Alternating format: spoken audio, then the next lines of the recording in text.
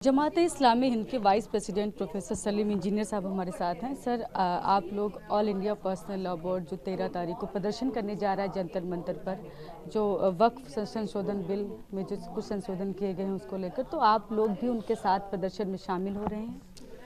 देखिए, आज की प्रेस कॉन्फ्रेंस में हमने 4 मुद्दों को उठाया है। उसमें एक मुद्दा तो महिलाओं पर जो अत्याचार हो रहे हैं, आज महिला दिवस है, उस वजह से हमने उन मुद्दों को उठाया है कि महिलाओं की सुरक्षा, महिलाओं की गरिमा, महिलाओं का सम्मान कानून भी सुनिश्चित करे और समाज भी जो है उसके लिए काम करे। दूसरा बड़ा मुद्दा वक्फ का मुद्दा है, जो सरकार इस जिद पर अड़ी हुई है कि वो इस बिल को लाना चाहती है और उस अमेंडमेंट को थोपना चाहती है, जबकि पूरे देश का मुसलमान इसके विरोध में है। पूरा देश इसको समझता है कि देश का मुसलमान समझता है कि ये बिल जो अगर पास हो जाता है तो वक्फ का जो पूरा ढांचा है वो ढांचा कमज़ोर हो जाएगा और संविधान में जो अधिकार दिए गए हैं हर रिलीजियस कम्युनिटी को अपने मामलात को मैनेज करने का, वो उस अधिकार में दखल अंदाज़ी जो है वो बढ़ जाएगी। तो हम और वक्फ के जो डिस्प्यूट्स हैं वो और ज़्यादा बढ़ जाएंगे और आपस में और ज़्यादा लिटिगेशंस होंगे। तो हम सरकार से यही कहना चाहते हैं कि वो इस बिल को वापस ले और यही देश के लिए भी अच्छा है और जो मौजूदा बिल है उसको इफ़ेक्टिवली इम्प्लीमेंट करके और वक्फ की जो जायदादें हैं उसको प्रॉपरली मैनेज करने का जो सिस्टम है उसको इम्प्लीमेंट करने की वो कोशिश करे। इसके अलावा चूँकि 13 तारीख को एक हम समझते हैं कि अभी पार्लियामेंट का सेशन जो है वो शुरू हो रहा है 10 तारीख से और इसकी आशंका है कि सरकार इस बिल को पास कराने की कोशिश करे। उसी को सामने रखते हुए all India Muslim personal law board ने ये इस बिल के विरोध में एक संयुक्त प्रदर्शन करने का निर्णय लिया है और हम उस निर्णय में जमात-ए इस्लामी हिंद पूरी तरह साथ हैं और हम समझते हैं कि सरकार को ये संदेश देने के लिए कि ये बिल न मुसलमानों के पक्ष में है और न इस देश और संविधान के पक्ष में है, इसलिए इस बिल को वापस लिया जाना चाहिए। बाबा बागेश्वर पंडित धीरेन्द्र शास्त्री ने कहा है कि हिंदुओं को कट्टर होना पड़ेगा, हिंदू राष्ट्र बनाने से पहले हिंदू जिला बनाना पड़ेगा, हिंदू राज्य बनाना पड़ेगा। इसको लोग तरह तरह के लोग अपनी बातें करते हैं।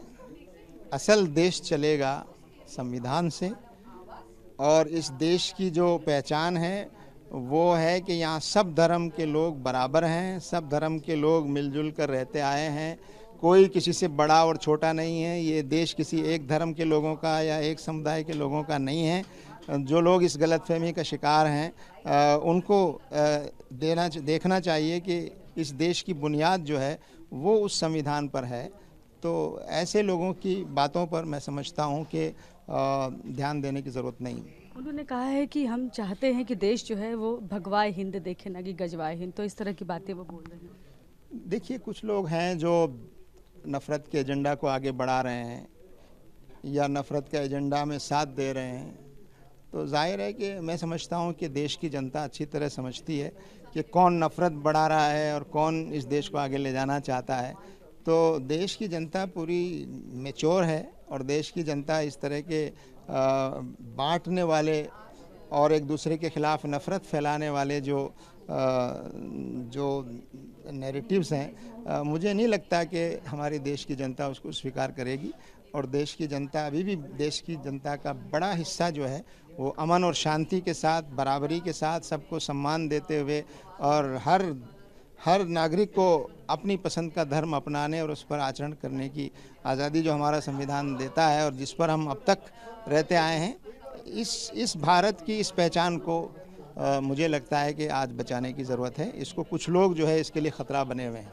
वो कह रहे हैं कि हिंदुओं को कट्टर होना पड़ेगा, तो इस तरह की लाइनें को बोलना, इस तरह की बात करना, अब ये तो कोई आदमी कुछ भी कह सकता है, उस पर आप क्या कर सकते हैं। लेकिन असल तो यह है कि देश की जनता ये अच्छी तरह जानती है कि कौन सा एजेंडा समाज को बांटने वाला है और कौन सा एजेंडा इस देश को जोड़ने वाला है। होली को लेकर जो विवाद चल रहा है एएमयू में, तमाम तरह के बयान आ रहे हैं, वो चाहे पुलिस ऑफिसर्स की तरफ से हो या फिर सांसदों की तरफ से हो, कैसे देख रहे हैं? कोई विवाद नहीं है, ये नफरती एजेंडा को आगे बढ़ाने वाले लोग अपने आप को पॉपुलर करने के लिए, अपने आप को ज़्यादा बड़ा लीडर साबित करने के लिए इस तरह की हरकतें कर रहे हैं कुछ लोग। ये देश की जनता हमेशा से त्यौहार मनाती आई है और आज कोई होली का त्यौहार कोई पहली बार नहीं आ रहा है। और तो सब लोग मिलकर जिस तरह पहले से एक भाईचारे के साथ इस मुल्क में रह रहे हैं, अभी भी रहेंगे। और ऐसे कुछ लोग हैं देश में जो नफ़रत फैलाना चाहते हैं, तो मुझे नहीं लगता कि देश की जनता को ऐसे लोगों की तरफ की बातों की तरफ ध्यान देना चाहिए। Thank you so much. तो ये हैं जमात इस्लामी हिंद के वाइस प्रेसिडेंट हैं प्रोफेसर सलीम इंजीनियर साहब। कैमरा पर्सन खुर्शीद के साथ में शालिनी वाजपेयी, TV9 भारत, दिल्ली।